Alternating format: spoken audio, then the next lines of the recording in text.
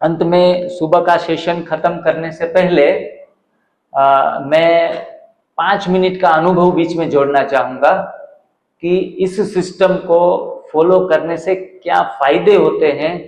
बिना शिविर में आए हुए घर पे भी सिर्फ वीडियो देखने के बाद भी उसने अपने जीवन में ये थोड़ा सा अप्लाई कर लिया, थोड़ा सा विश्वास कर लिया और उसके जीवन में परिवर्तन आए हैं। ऐसे हमारे राजस्थान कोटा से बहन जी आए हैं, तो उनको मैं विनती करूंगा कि 2 मिनट के लिए 5 मिनट के लिए अपना अनुभव रखें, जिनके कारण और दूसरे लोग भी मोटिवेट भी हो, दूसरों की भी अच्छी सेवाएं। जी प्लीज वेलकम। कैंपस में आई हूँ, बाबा के घर में, गॉड के घर में आई हूँ। और मैं तो सबसे पहले तो दीदी जी का बहुत बहुत शुक्रिया करती हूँ, जिनकी बदौलत हम यहाँ पर आए। और मैं भाई जी का बहुत बहुत थैंक्स करती हूँ। मैं फर्स्ट टाइम मिली हूँ, लेकिन मैं यूट्यूब पे इनके क्लिप्स मैंने बहुत बहुत देखे हैं। तो मेरा ये अनुभव यही है कि ज़्यादा टाइम मैं नहीं लूँगी। मेरे को बहुत सारी छोटी छोटी डिजीज़ थी, लेकिन उनमें से एक बड़ी डिजीज़ ये थी कि मुझे कैल्केनियम स्पर था, अर्थात एड़ी में मुझे एक ऐसी छोटी सी हड्डी निकली हुई थी। जैसे ही मैं चलती थी तो मुझे बहुत पेन होता था। डॉक्टर को मैंने बहुत दिखाया, होम्योपैथी किया, एलोपैथी किया, लेकिन मेडिसिन लेते रहे, मुझे कोई फायदा नहीं मिला। ऐसी हालत हो गई कि मेरा पैर जमीन पे भी नहीं आता था। मैं पैर जमीन पे रखूं और मेरे आंसू बहते जाए। और इसके अलावा छोटी छोटी तो जो होती रहती है वो तो डिजीज थी ही सही। तो मैंने इस पे वर्क करना शुरू किया। तो मैं अचानक यूट्यूब के माध्यम से भाई जी के टच में आई।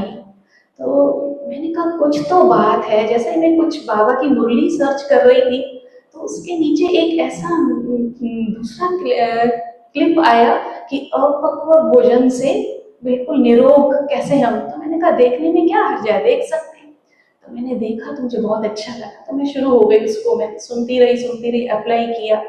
तो मैंने वो लाइफ स्टाइल पूरी अपनाई।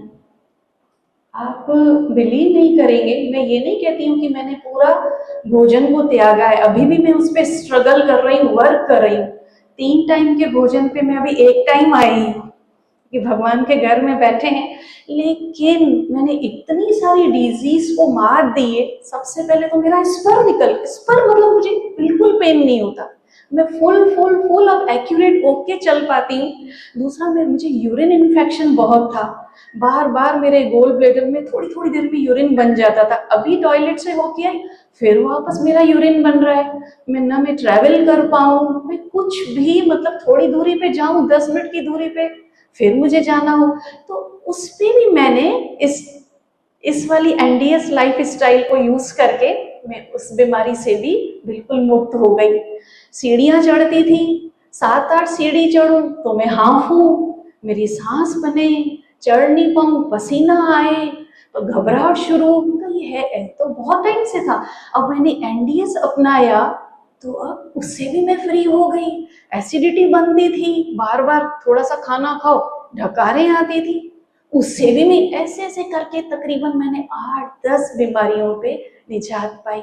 और अब तकरीबन 15-20 दिन से मैं इस पे जुट गई। मैंने कहा नहीं, बार छोड़ू, कहीं ना कहीं 3 टाइम में से 1 टाइम तो भोजन में बुद्धि जा ही रही थी। चलो, हालांकि ये सच है कि मैंने रोटी को बिल्कुल 2.5 महीने से हाथ नहीं लगाए। चपाती तो मैंने छोड़ी हुई है।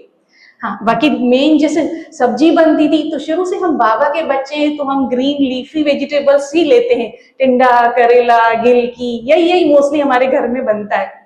तो कोई बात नहीं ना, थोड़ी सी 2 टाइम नहीं खाया है ना, 1 टाइम चलो थोड़ी सी सब्जी ले लूंगी। खाली 1 टाइम सब्जी को लेते हुए मैं फुल इसको बोलूंगी कि ये भोजन में ही आता है। भल रोटी मैंने नहीं लिया है, पर सब्जी तो खाई ना।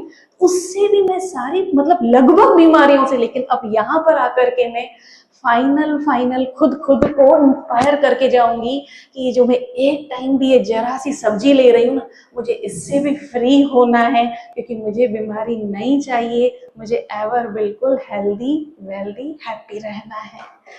Thank you. ओम शांति।